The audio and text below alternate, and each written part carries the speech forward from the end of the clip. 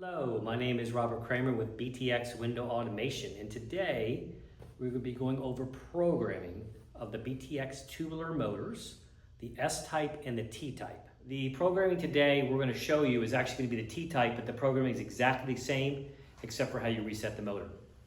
To show you an example, this is our S-type motor here, and this is our T-type motor here, okay?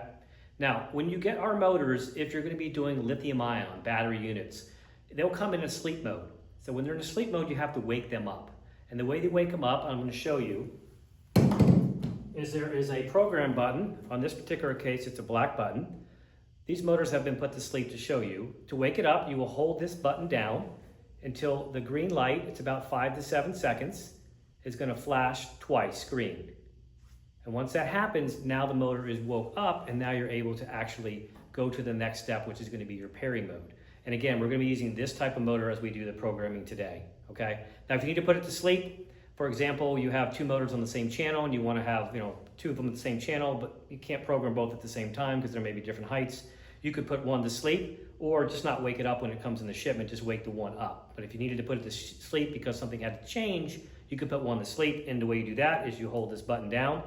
For about, again, 5 to 7 seconds, you're going to get two flashes orange, and once that happens, now it's asleep, the motor won't run. And again, to wake it up like we did before, is you just hold the button again for 5 to 7 seconds, and the motor is going to actually blink twice green, and now we know that the motor is actually ready to be used and go to the pairing mode. A very important feature with our motors is we want to give you some feedback. So whenever you're going to pair or you're pushing two buttons at the same time, you're going to want to make sure that you get a slow flash on the remote control. So in this particular case, we have a 1 channel. Whenever you hit open and close or FN and stop, you're basically looking for a slow flash. You see how it's flashing slow? That's what we're looking for. If it's going fast, that's what we're not looking for when you're hitting two buttons.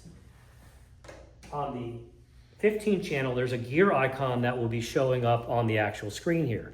So for example, if I were to hit P1 and P3 right here, you'll see a gear icon that's going to show up. That lets you know you're hitting them at the same time. Very important. So that is one way that you'll find that if something's not responding, you need to make sure you're doing a slow flash on those. And that's whether you're in the pairing mode or if you're doing the actual limit setting mode where you're doing P2, P3 or P1, P2. Those type of situations, you want to make sure you're hitting the actual remote control at the same time. If it goes flash, fast flash, let off, no problem. Just let off and do it again until that motor will jog, give you feedback, then you know you're in good shape with that. Now what we're going to do is we're going to start off, the first thing we're going to do is we have to pair the unit to the actual controller. I'm going to be using the 15 channel in this particular case. I'm going to be using channel number 5. What you'll do at first is there's a button on the bottom of the motor. It's a black button, and you're going to hold that program button down for about 4 seconds, and what's going to happen is a green LED light is going to come on. Once the light is on, it's now in pairing mode. The way you pair our motors with any of the remote controls is using open and close. So you choose the channel you want it to be on, and you're going to hold open and close at the same time. You'll hold that for about 3-4 seconds, and the motor is going to jog. Once that motor jogs, you now have full control of that particular motor. Now, after you've paired it, what you can do is you want to go ahead into what we call programming mode. Programming mode allows you to reverse motor directions. It allows you to set the limits. It allows you to add intermediate positions with the 6 and the 15 channel, and it allows you to delete channels off as well. So we paired it by hitting the button on the motor head. The light came on. We hit open and close on the controller. Now we want to go ahead into programming mode, which now allows us to set limits. What you'll do with this on this remote is P1, P3. On the 6 channel remote, it's going to be A and B. And on the 1 channel remote, it's going to be FN and stop to get into that mode. Now, when you're in that mode, you'll notice when you hit the button, it just moves a little bit, okay? So that lets you know that you're in that particular mode, which is the programming mode, limit setting mode. If this were the case where the motor was backwards at that point, when you went ahead and paired it and you tested it, if it's backwards, you are going to hold down open and close in this particular case, and that will reverse motor directions. In this case, when I hit down, it is going down. So with our motors, this T-type motor, you have to set the bottom limit first. So we're going to run this down to where we want this limit to be. We'll stop it. We can touch it. We can touch it where we want it.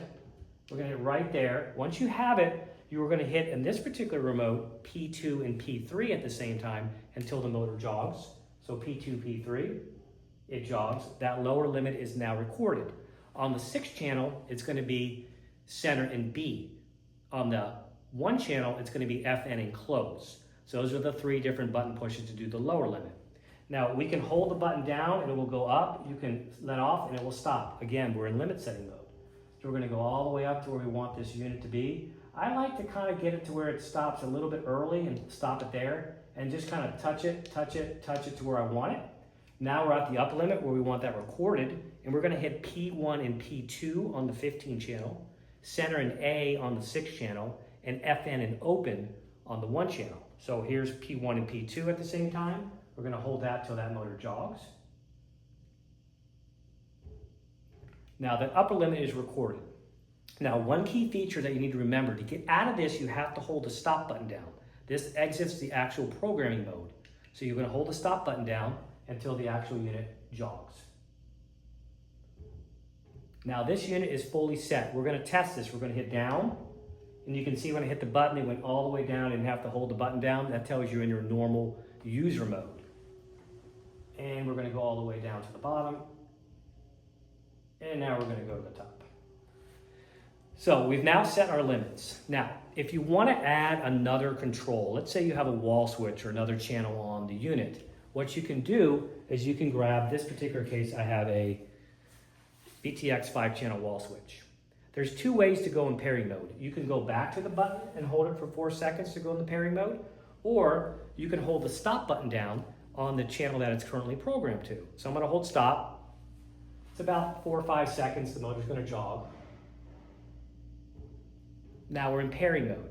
So just like we did with the remote, you're going to choose the channel you want it to be on. In this case, it's going to be 1 channel on the handheld wall switch. And I'm going to hold open and close at the same time. And the motor jogged. So now I have full control with the wall switch. Again, you could do this, another one on the 6, make this 5 and make it 10. And you can do as many channels as you would like on these motors. You can add as many as you'd like, so you could have multiple channels. For example, if you had 5 shades and you wanted number 6 to do shades 1, 2, 3, you could program channels 1, 2, 3 to 6 and programs 4 and 5 to 7. So you can do that as many times as you want. It does exit pairing mode. Once you're done, it does exit pairing mode. So to add something else, you would have to hold the stop button down. In this particular case, I have the 1 channel I learned. If I hold stop on this particular unit, it will jog. Now, I want to put this on wall switch number 4, so I'll light up number 4 on the wall switch, and again, same thing, open and close at the same time until the motor jogs, and now it will be working on channel 1 and channel number 4. Okay, so now that we've got that set, I wanted to go over one other item on this particular unit that we can do with this motor. Let's say, for example, you needed to delete a channel on this unit. What you could do is you would hold down the P1, P3 on the 15 channel, center and A and B on the 6 channel, or FN and stop on the 1 channel. You're going to go in the programming mode. And then from there, you can go over, let's say in this case, we have the 1 channel wall switch. And then you're going to go ahead and hit stop and open at the same time. And that will delete off that particular channel, stop and open. Now it will not work on this remote wall switch or remote. It does not work anymore. Now that's stop and open. You can do the same thing if you want to clear all the actual remotes, wall switches, everything out. It would be P1, P3, A and B, or FN and stop, depending on the control you have. And you'll hit stop and close, and that will clear all of your units outside, all the remotes off the actual motor. Now, the last thing I wanted to go over is with our motors and our controllers, meaning the 15 channel or the 6 channel, you do have intermediate positions. So we had set this on channel 5. I have a P1, P2, P3. These are presets 1. Preset 1, preset 2, and preset 3. Those allow you to actually run them to define positions. Currently it's set where P1 is 25% of the full travel, P2 is the 50% of full travel, and P3 is at 75%. Let's say, for example, you had a mullion and you wanted to adjust that, and you wanted to say, hey, okay, P2, this is the center right now, I want to adjust that. It's the same process as doing the limits. What you're going to do is you're going to hold P1, P3, because that's how you get into where you're doing the programming. So we'll hold P1, P3 at the same time, it jogs. Now we're going to run it to where we want that new position to be. We want it to be right there.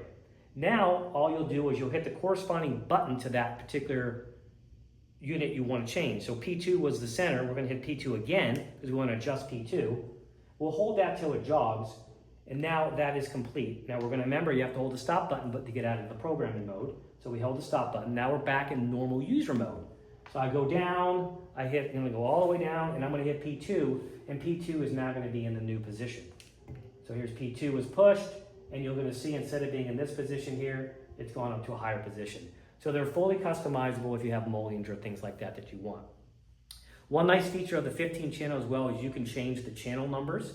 It goes 1 through 14 in A for all. If you hold the channel buttons down at the same time, the light will start to flash. Once it flashes, you can then change the channel to whatever amount of channels you'd like it to be. Let's say, for example, 1 of 3 channel, you hit stop. Now when you do your select, it goes A, 1, 2, 3, all. So that is a really nice feature of that particular, this 15 channel, you can change that. Also, the great thing about this is if you set subgroups, so let's say you have 5 motors. So the 5 motors are 1, 2, 3, 4, 5, and you want channel 6 to be channels 1, 2, and 3. You can program them to 1, 2, 3, and then all to channel 6. Then when you go to channel 6 and you hit P1, P2, or P3, or intermediates, it'll all go to those predefined positions, so you can create groups with this remote as well. Same thing with the 6th channel being the A, center, and B. The A is your 25, your center is your center, and your B is your 75%. Again, fully customizable.